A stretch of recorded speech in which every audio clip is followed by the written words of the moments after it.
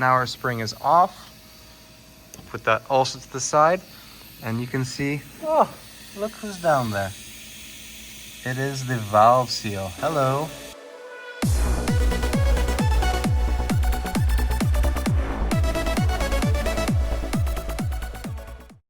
This is my 2014 BMW 650i xDrive that I've been modifying for the past few years now. I've been very happy with the car, and I've been pretty much able to make it my own, except for one issue that I've had since day one. Since 94,000 kilometers, I've already noticed that this car has a smoking issue.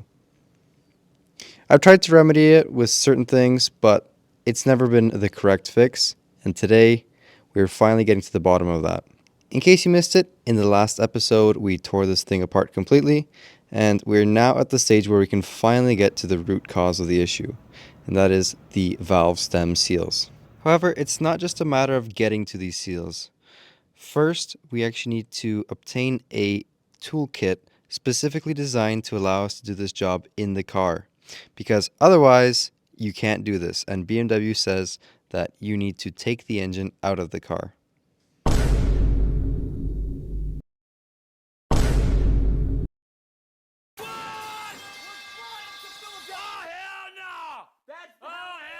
This kit is made by a company called AGA, All German Auto. And rather creatively, the kit for this service is called the AGA N63TU valve stem seal kit. So in today's video, I'm going to be showing you how to change the valve stem seals, and I'm also going to be talking about my thoughts on this kit and if you should or should not tackle this job. Definitely thought that this was a bit of a disappointment. If this tickles your fancy, grab yourself a sandwich and a coffee, because it's a long one. So step one in this process will be to remove your spark plugs. So you will need a spark plug tool. So here's a spark plug tool. It is a multi-point thin wall 14, and you need to remove your spark plugs. And the other thing is, when removing these spark plugs, be very sure to blow out the spark plug hole, because you really don't want any dust and dirt getting into your combustion chamber. Now would also be a great time to change out your plugs if you got a new set.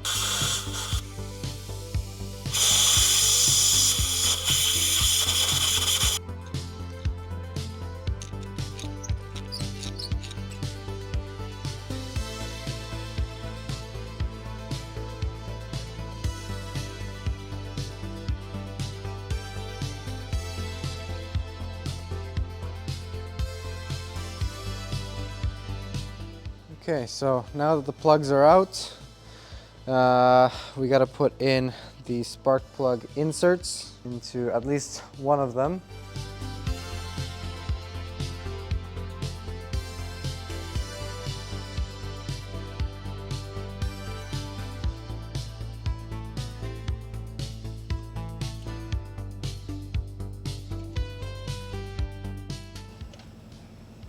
Okay.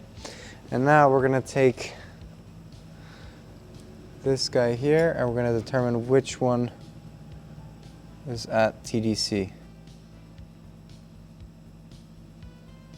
This one went down pretty far. And this one went down even further. So this one's kind of closer in my opinion.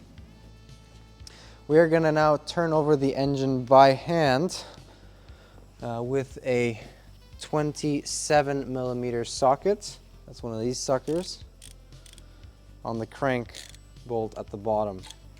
It's a pretty strange crank bolt. It's pretty recessed in there. And we're just going to pay attention to our little TDC flag over here. Something that I learned when doing this job is just because the cylinder is at top dead center does not mean that you can work on the valve.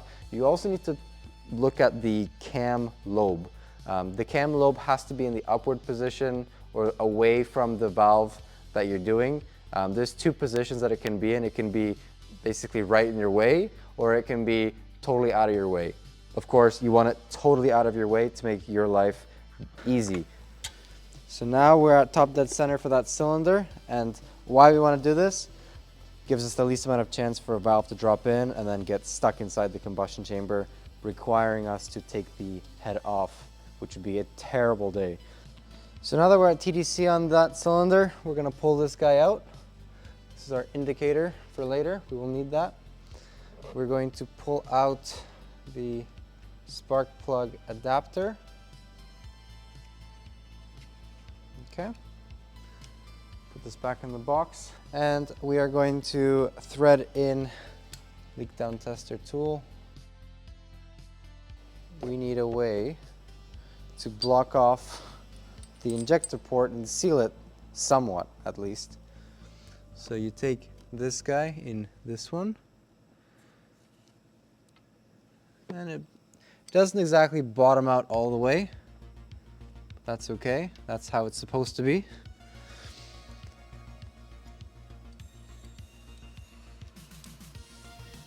And then you're gonna get this guy in there and thread it in where you would thread in the injector screw. So the screw that is right here in the middle. So that's not gonna go anywhere. There's gonna be some leakage from that, but it's more than ample for our purposes here. The next thing that we need to do is we need to remove this cam cover. So on each of these you have a cam cover. This is technically 2 cam covers in one, and you got to remove the whole thing to achieve this. So you need a T30 socket.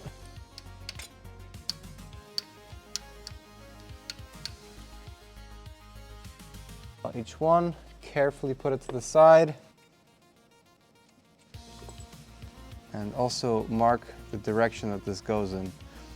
For the injector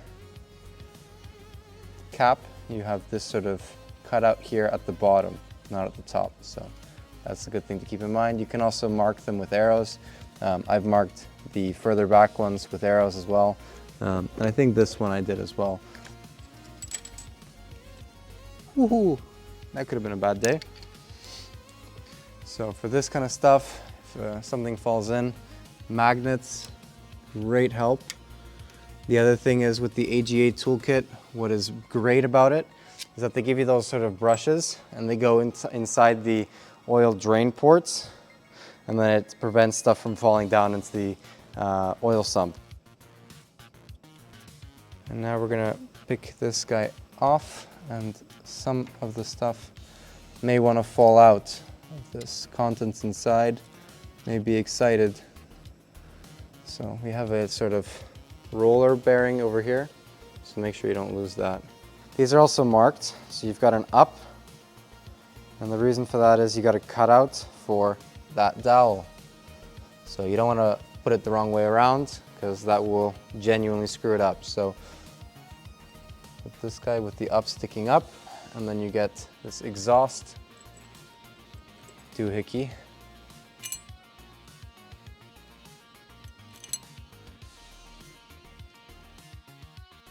Be careful with the cross thread and just thread it in.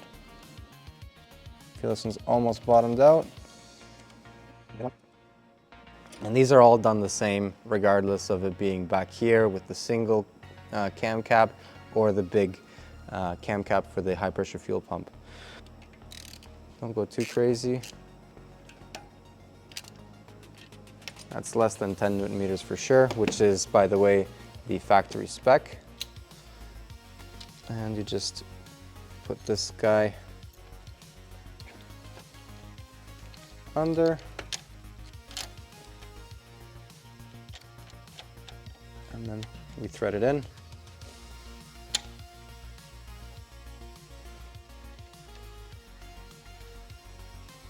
Like so. So now this guy is less likely to spin when we apply pressure to the cylinder. The next thing we're going to do, we're going to take down our leak down tester, plug it in, and now all you got to do is just spin that, and you're going to start putting pressure into the cylinder. Now we don't want this just yet. This is just a demonstration. Let's see. Now we got that sort of working. So we're ready. And the next thing is we gotta take our spring compressor tool. Now, I like to do these one at a time. I think that one at a time is easier to manage and keep track of, and you lose less parts. So let's go with this one since it's easier for you guys to see. So we're gonna take this guy, snake it under. And ironically, with this setup, righty is actually loosey and lefty is tighty. That starts to push on the valve. Make sure everything is straight and not interfering with things that it shouldn't. The second light here helps, because the upper light is kind of being blocked at this moment. Everything looks okay. This is pretty tight. And now they want you to use a 17 mil that's included with the kit. And start to compress this guy. I don't mind using this guy, but I do have a better tool for this, so we're gonna use that in a second. And now we're gonna take this guy, it comes right off, the roller, just take it out of the way. And now you don't wanna mix and match these. And now we're just gonna put this guy in a safe space off to the side. And now we can release this guy to start applying pressure to the cylinder.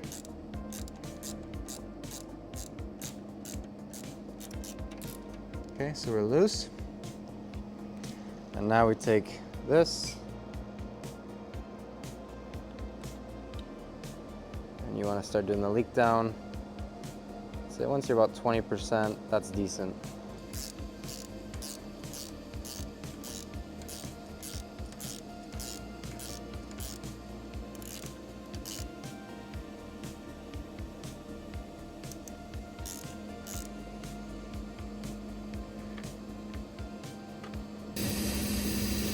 So now we have the keepers exposed. I take a magnet which wants to stick to literally everything but the keepers. And we pull them. This one went, the other side is still on there. So now the keepers are off, they're stowed away. We're gonna change the direction of this, so we're gonna go right. We're gonna see as the valve comes up. If at any time your leak down goes nuts and you start getting a lot of leak down, you're kind of borderline dropping a valve, so be cautious of that. You can also hear sometimes things leaking and doing weird stuff, so just pay attention, be mindful of it, because this is, now you're playing with a bit of fire. So we pull this guy out. And now that it's pulled out, all we do is we gotta pull out the spring. Now our spring is off.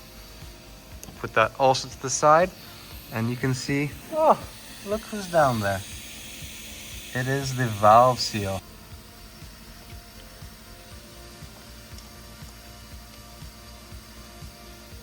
Grab and pull. And there we go. Now it's in our hands, and we put it in the pile of discarded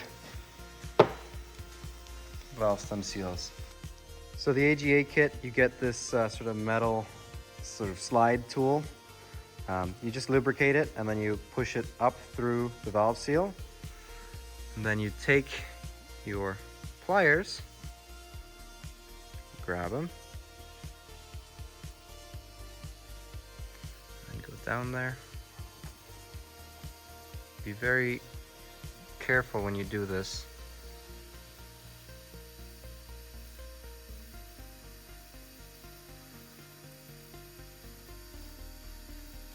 Try and be as straight as possible.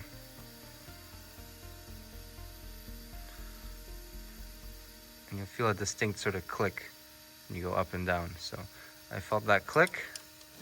We take off these pliers now. Take our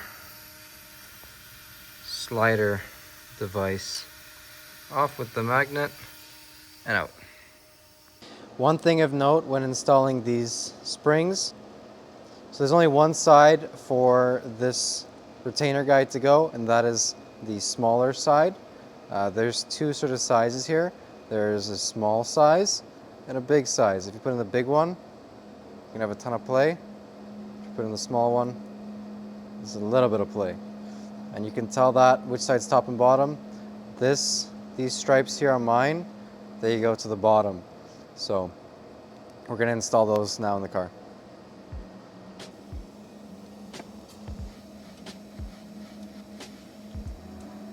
Straight as possible.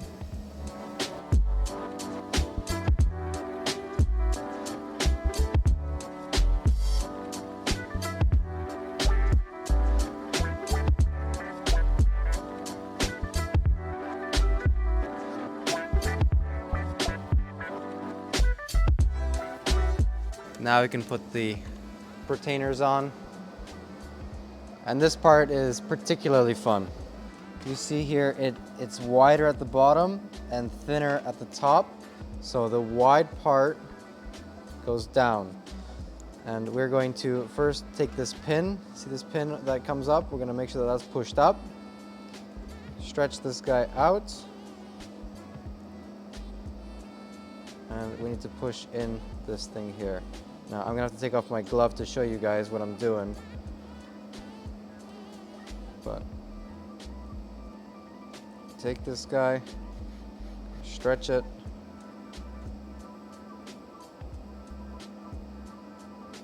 and you make sure it's pushed down as far as possible. And it looks something like that when it's ready. Okay? And they're kind of at the very edge here. Now we go back to the car.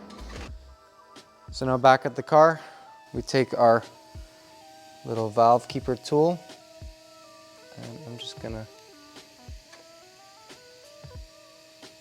put this guy as straight as I possibly can. This takes a bit of skill, again, and then I'm just gonna push it down. You'll feel it, it goes down pretty easy. Give it a little wiggle and then gently release. And then you can see that the keepers are now on there pretty good. This takes a skill. It took me about 3 valves to do to realize how to do this properly. But once you get it, it's actually kind of intuitive and less stressful than just trying to put it on with your fingers and just mess around in that tight, cramped spot. And now we back this off. And ensure that everything is seating correctly, and it seems like it is. We're gonna now remove the air. So I'm gonna take the leak down tester.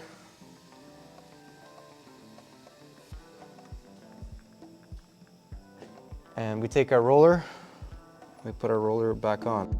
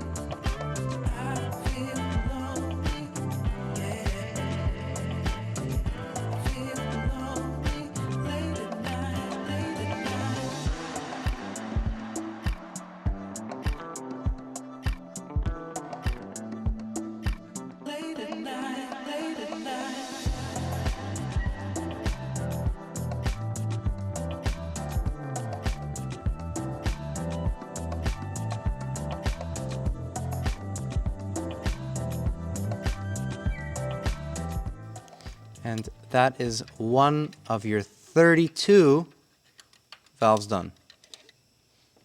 So 16 exhaust valves. So now we're going to do the adjacent one.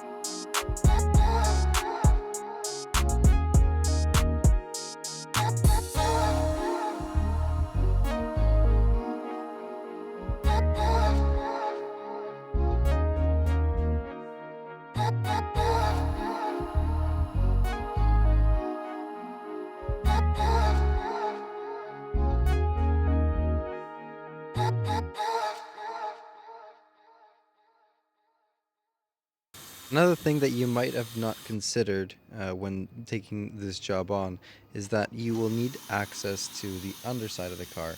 Even though technically you don't need to, inevitably you will drop something and you will need to find it on the underside of your car. So you better have a plan for that.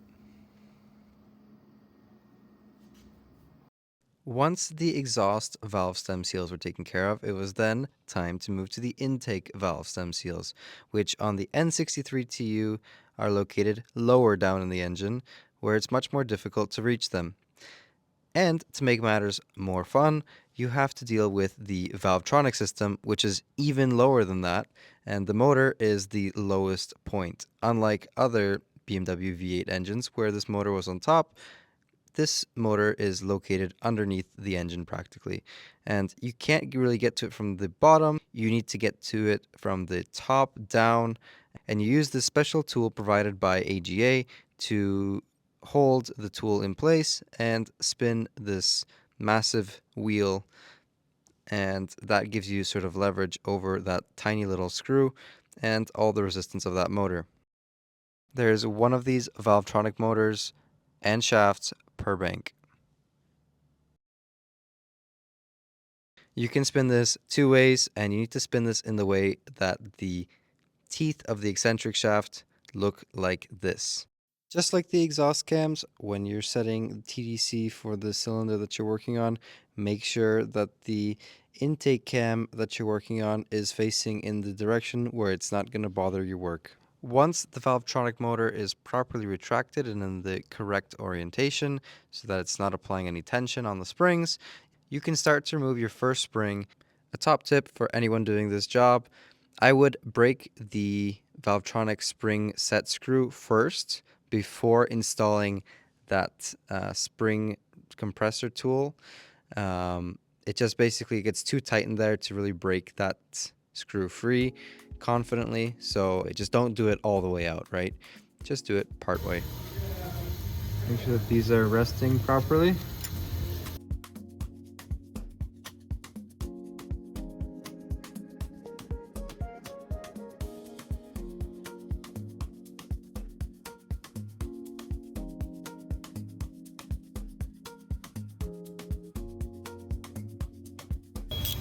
And just go until it bottoms out. Right there. Get the light so I can see the screw. So spin it.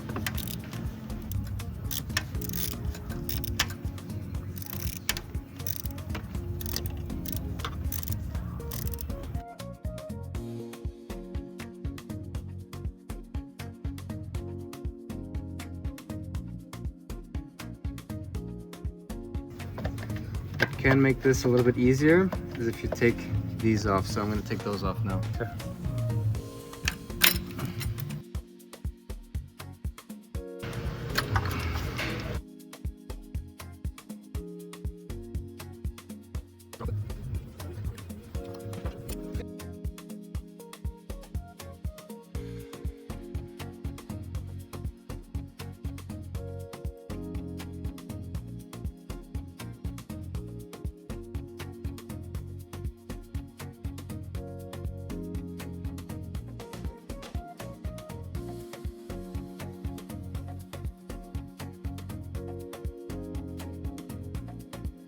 There's a few nuances between the intake and the exhaust valve train in the N63 head. It's very similar to that of the N55 and N20 engines, just a little bit differently configured. You cannot mix and match these. These have to stay in the same position. Just like those engines, the exhaust cam only has one rocker and the intake has two because of the Valvetronic system, and the N63TU is no different.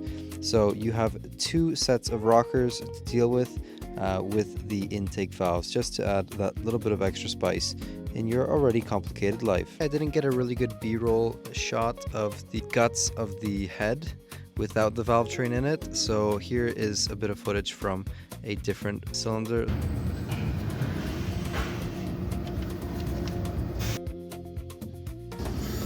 These are spring loaded, so you gotta twist them and then they come off. Goes here. The front cylinders, 1 and 5, are a little bit different to the rest of cylinders because you have to do a little bit more work in order to get the first valve spring compressor in there. It cannot be removed with the bracket in place, so every time you have to remove the compressor tool to get the spring out of the way or to put the spring back in, you also need to remove the bracket and then reinstall it afterwards.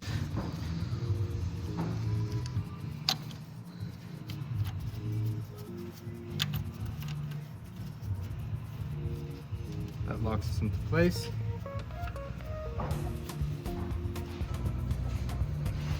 Air fuel system.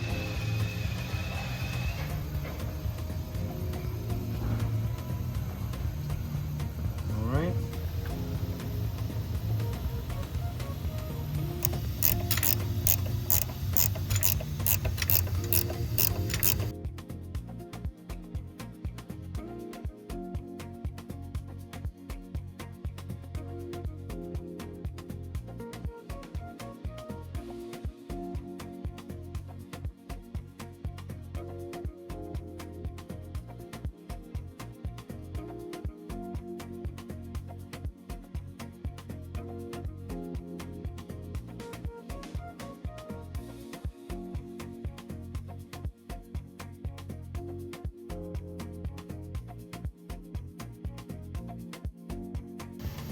And now I'm going to do the other one, because this one I actually have to remove this to get this out and the other part out.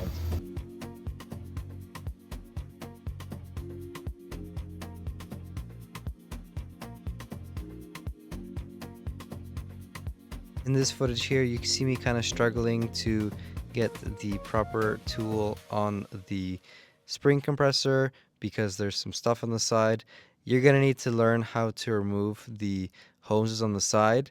The piece here actually just clips in. You can just pull it up and out, and that little thermostat or whatever that is can be wiggled around freely. And at the back you have a triple clamp that also needs to be removed. There's a special trick to that which I don't show because I broke mine.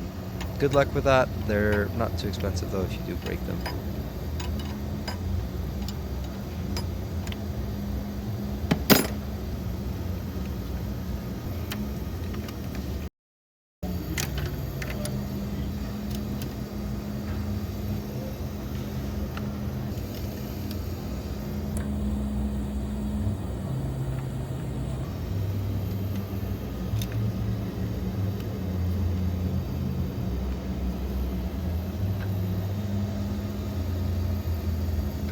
Oh, I think I got it. And look at that, old versus new. And here you can really see the difference between the old and the new ones. I'm actually surprised because I thought that the exhaust ones would be much worse, but it turns out actually it looks like the intake valve stem seals were worse than the exhaust. Yes. Great success.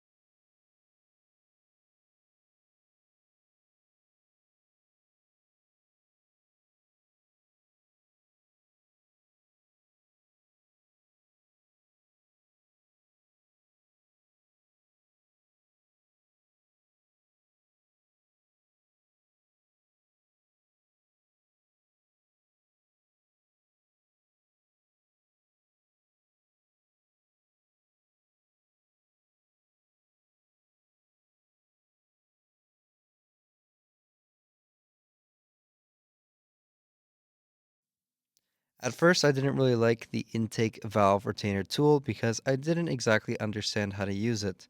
The trick is keep it straight. Don't try and bend it too much like the exhaust one that you used previously.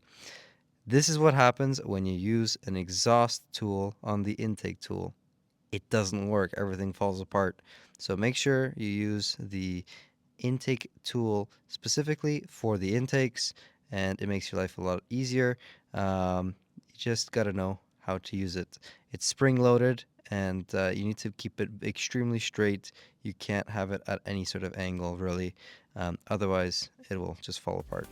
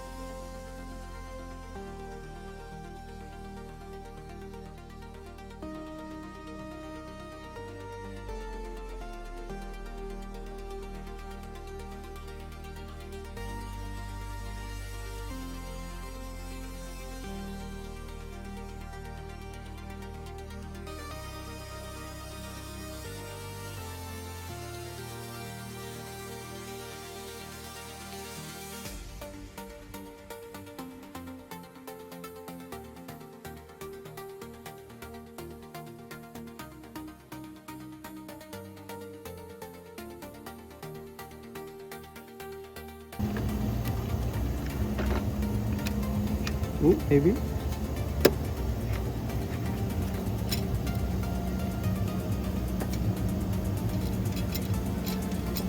Looks like I got it.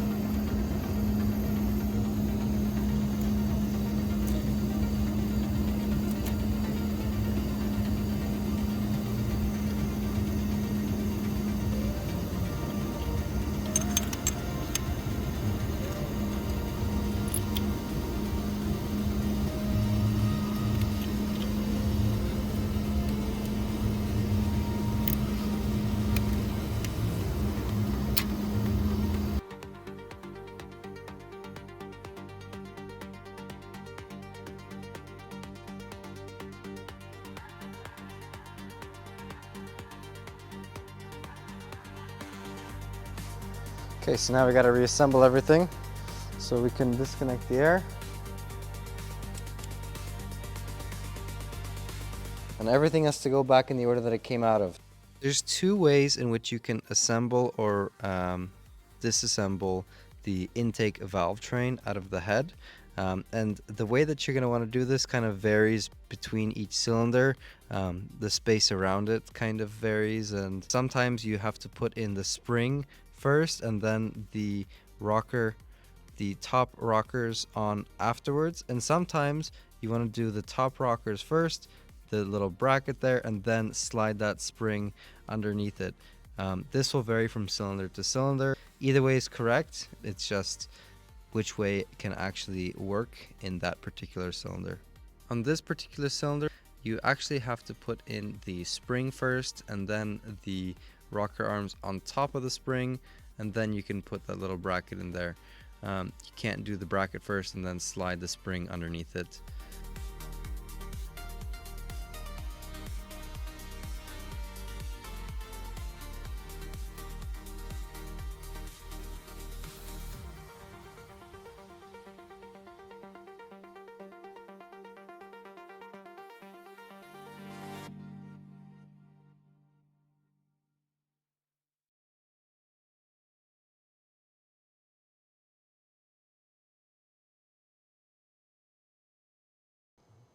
So those two screws right there, those ones are 10 Newton meters. The screw at the bottom, so that screw right there is 8 Newton meters. The process is basically identical for the rest of the cylinders, so you're just gonna have to move this guy over at some point to those cylinders just so you can keep the pressure in. Make sure you're top dead center.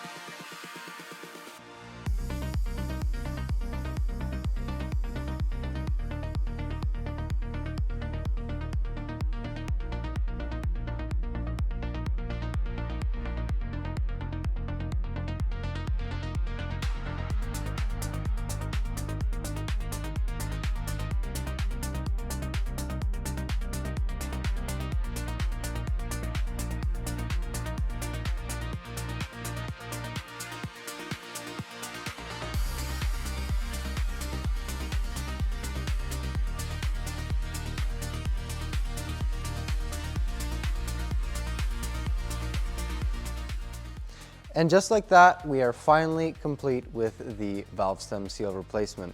Is this a job that anyone can do? Absolutely not. I think very critical to this, you need to have the facilities and the means to store a vehicle that is in parts for an extended period of time. Do you have the tooling to get it done? It's not just a matter of, do I have a 13 mil and a 10 mil socket? It's, do I have the right length of socket? Do I have the right thickness of the drive that I'm using? Having multiple different sizes and different shapes and different configurations and having different pliers and you know, having more than just what the kit includes is super critical. I think extremely crucial to getting this job done correctly is to have the mechanical skills in order to complete this. It is so imperative that you have this, because if you don't have any mechanical knowledge, any mechanical background, the second that you start messing with this stuff, you are gonna get yourself in a big pickle, and it's gonna cost you a lot more money than it would be to just pay someone to get it done, and that's it. If you screw up, it's not just gonna burn oil again, it's going to not run, and it's gonna cost you a pretty penny. These engines aren't cheap. I'm not saying it's impossible, but I wouldn't want to be taking this on before I even know how to do a oil filter housing gasket on my, you know, N52 or N54. It is very physically taxing. It's taxing on your back, taxing on your muscles, on your mental state. You are going to be very tired after this job, I can assure you. Furthermore, if you don't have the means to rent out this kit, if you don't have the funds to buy this kit, you cannot do this job. This kit is so critical to doing the job. I wouldn't attempt this if you don't have this kit. Does that mean that this kit is going to make this job easy? No. It is only a tool to make this job possible. That is the key word. You are the final deciding factor on if this job is going to be easy or difficult. It is not the most intuitive thing to use. Once you get the hang of it, it's pretty easy. The exhaust valves in particular are pretty easy. The intake valves take some skill and messing around with. Almost everything in this kit was used at some point. It is a very complete kit, and honestly, I wouldn't just go and purchase one component of it and think that I'm going to be ready to do a valve stem seal job. A generic Amazon tool will not do this job the same way that this does. It won't do this job, period. In terms of what to expect when doing this job with this kit, to take the car apart, to get it to the position where you can start using this kit, I took a full day. A full-blown mechanic will take this car apart in probably 4 hours or so. It took me probably 8. The valve cover, that is a component that's kind of difficult to remove. If it's never been removed before, it gets really baked on there. The time it took me to do the valve stems themselves, not including the disassembly, was 20 hours. It took me 15 hours to do the intake valves. That is 15 hours of just pure work. No like breaks in between, that's just me working. The exhaust valves took me a lot less time. They're a lot simpler, a lot easier to access. And those took me about 5 hours to get done for all 16. So it comes to about 15-20 minutes per exhaust valve. And it took me about 45 minutes to an hour for each intake valve stem seal. So you can just assume it's going to take you, say if you're working 2 hours an evening on this in your own garage, it's going to take you about 10 days straight to get this done. And as for why people do this job in the car and not out of the car, well, in some cars, my car wasn't too bad from what I read, but the smaller cars, like the X5s or the 5 Series, the 550s, they can be really tight and really difficult to work with, and some of the seals are just not accessible. But the 6s tend to be one of the better ones to work with, and even that was pretty tight. This kit is not perfect. It could use a little bit of improvement. I'm surprised that they didn't include a magnet for this. You need a pretty strong magnet for stuff such as this little sleeve, so you don't rip the seals upon installation. If you're not 100% straight with this tool, with this one or the other tool, you can actually start to graze up against the head casting with this tool. And this thing, if you push it, it won't say no. And what's the first thing to give is actually this aluminum bracket.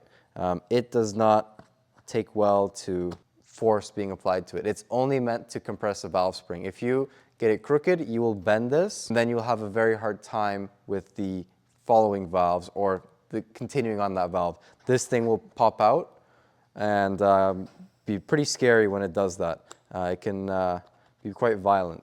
This thing, at first I didn't understand how it works. It's a skill set as well. You need to learn how to use this. It is totally different than this one here. This one you kind of swing in from the top, and this one you're actually not really supposed to bend it this much. It's only like maybe 5-10 degree bend, and you just kind of go straight in. It's a skill that you need to learn. Very valuable tool, and it's way easier than manually putting it in with a flathead screwdriver. This thing really locks the engine up. You cannot spin it. I've tried many times by accident.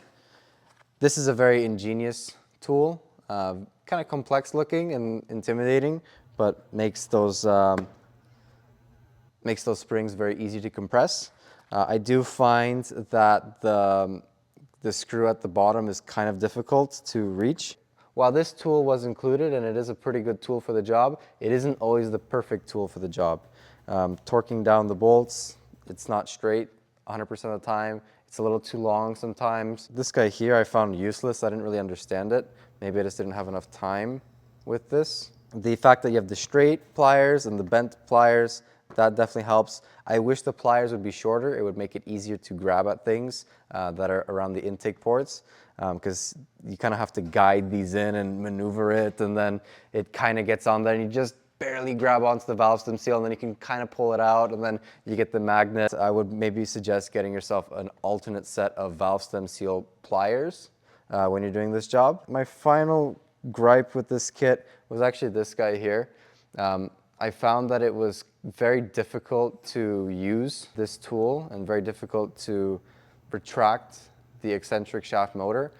It just kind of baffles me that they made all of this here and they couldn't get something that would just be like a ratchet action kind of tool, and that would make life a lot easier because there is room for it to just move, and then it'd be so much easier on your hands to not get it all cut up by putting your hands down in that crevice over there. TDC tool, that is a good one there.